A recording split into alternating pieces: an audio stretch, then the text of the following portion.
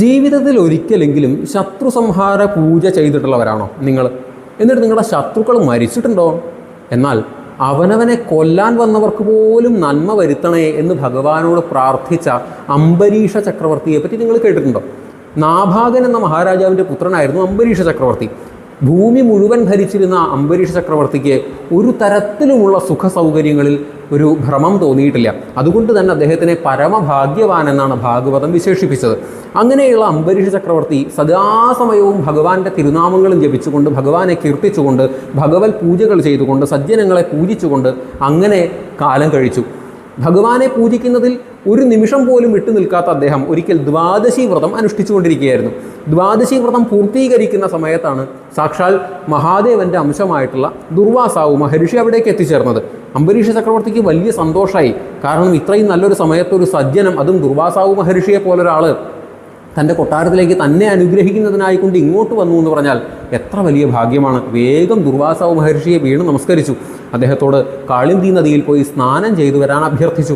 അദ്ദേഹം വന്നിട്ട് വേണം അദ്ദേഹത്തിന് ദാനധർമാദി ക്രിയകൾ ചെയ്ത് ഈ ദ്വാദശി വ്രതം പൂർത്തീകരിക്കുന്നതിന്, സമർപ്പിക്കുന്നതിന്. അങ്ങനെ സന്തോഷത്തോടുകൂടി ദുർവാസാവ് മഹർഷി സ്നാനത്തിനായി കൊണ്ടുപോയി. കുളിക്കാനായിട്ട് കാളിന്തി നദിയിലേക്ക് ഇറങ്ങിയ ദുർവാസാവ് മഹർഷിക്ക് അപ്പം ജലത്തിനടിയിലിരുന്ന് ഭഗവാനെ ധ്യാനിക്കാനാണ് തോന്നിയത്. സമയം പോയത് അറിഞ്ഞില്ല ദുർവാസാവ് മഹർഷി. എന്നാൽ സമയം പോകുന്നത് നല്ലതുപോലെ അറിഞ്ഞു അംബരീഷ ചക്രവർത്തിയും കൂടെ ഉണ്ടായിരുന്ന ആളുകൾ. ഈ ദ്വാദശി വ്രതം ഒരു മുഹൂർത്തത്തിന്, ഒരു സമയത്തിന് കൃത്യമായി കൊണ്ട് പൂർത്തീകരിക്കണം. ഈ ദുർവാസാവ് മഹർഷിയെ പൂജിച്ച് അദ്ദേഹത്തിന് ദാനം ചെയ്തിട്ട് വേണം ഇത് പൂർത്തീകരിക്കാൻ. എന്നാൽ ഇദ്ദേഹത്തിനോട്ട് കാണാനുമില്ല. ഇനി എന്ത് ചെയ്യും എന്നാലോചിച്ച് പരിഭ്രമിച്ചിരിക്കുന്ന അംബരീഷ ചക്രവർത്തിയോട് അവിടുത്തെ ബ്രാഹ്മണർ പറഞ്ഞു, ഭഗവാനെ അഭിഷേകം ചെയ്ത തീർത്ഥം സേവിച്ചോളൂ. അപ്പോൾ ദ്വാദശി വ്രതം പൂർത്തിയായി. ഇനി ദുർവാസാവ് മഹർഷി വരുമ്പോൾ അദ്ദേഹത്തിന് വേണ്ടുന്ന പൂജകളൊക്കെ ചെയ്ത്, ദാനങ്ങളൊക്കെ ചെയ്ത് വേണ്ടുന്നത് പോലെ നമുക്ക് സമർപ്പിക്കാം എന്ന് പറഞ്ഞു. അത് കേട്ട് അംബരീഷ ചക്രവർത്തി ഭഗവാനെ അഭിഷേകം ചെയ്ത തീർത്ഥം കയ്യിലെടുത്ത് സേവിക്കേണ്ടുന്ന താമസം ആ വാതിൽക്കൽ ദുർവാസാവ് മഹർഷി പ്രത്യക്ഷപ്പെട്ടു. തന്നെ അപമാനിച്ചു എന്നും പറഞ്ഞ് ദുർവാസാവ് മഹർഷി വളരെ വലിയ ദേഷ്യത്തോടുകൂടി അംബരീഷൻ്റെ നേരെ വന്നു.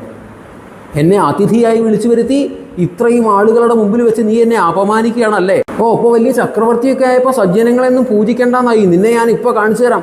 എനിക്ക് വേണ്ടുന്ന പൂജകളും ദാനങ്ങളും ചെയ്യാതെ നീ ഈ ആളുകളുടെ ഇടയിൽ വെച്ച് എന്നെ അപമാനിക്കുകയാണല്ലേ? നിന്നെ ഞാൻ ഇപ്പോൾ കൊല്ലും എന്ന് പറഞ്ഞ് തൻ്റെ ജടയിൽ നിന്ന് 2 ഇഴ പറിച്ചെടുത്ത് നിലത്തടിക്കേണ്ടുന്ന താമസം അതിൽ കൃത്യ എന്ന് പേരുള്ള ഒരു വലിയ ഭൂതം പുറത്തേക്ക് ചാടി ഈ അംബരീഷനെ വിഴുങ്ങുന്നതിനായിക്കൊണ്ട് അംബരീഷൻ്റെ നേരെ വന്നു. തന്നെ കൊല്ലാനായി തൻ്റെ അടുത്തേക്ക് ഈ ഭൂതം ഓടി വരുമ്പോഴും ഒരു പേടിയോ പരിഭ്രമമോ ഇല്ലാതെ ഭഗവാന്റെ തിരുനാമത്തെയും ജപിച്ചുകൊണ്ട് അംബരീഷ ചക്രവർത്തി അതേ നിൽപ്പവിടെ